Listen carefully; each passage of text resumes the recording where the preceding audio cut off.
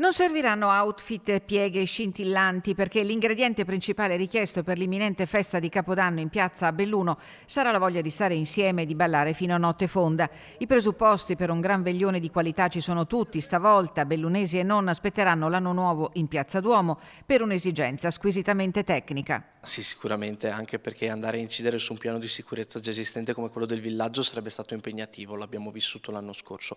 Inoltre è anche l'occasione per far vivere la totalità del centro nella sua appunto complessità. A trarre giovamento dal grande spettacolo con DJ set e live band i locali del centro storico che si sono organizzati per prolungare orari e organizzare a loro volta i festeggiamenti. La gran fortuna è stata intercettare un bando da 20.000 euro, diciamo un grazie al Comune di Belluno che ha dato al Consorzio Centro Storico la possibilità di fare questa manifestazione. Ci sarà un ultimo dell'anno di qualità e finalmente sia famiglie giovani e anche meno giovani possono trascorrere in centro storico l'ultimo dell'anno. E dunque si ricompone la squadra istituzionale natalizia con Comune, Consulta, Confcommercio, Consorzio e DMO, grazie al cui contributo è stato possibile inserirsi nel tour di San Silvestro di Radio Company, che unirà idealmente 7 piazze fra Veneto e Friuli, oltre a quella di Belluno, anche Treviso, Padova, Udine, Sottomarina di Chioggia, Mirano e Noventa di Piave.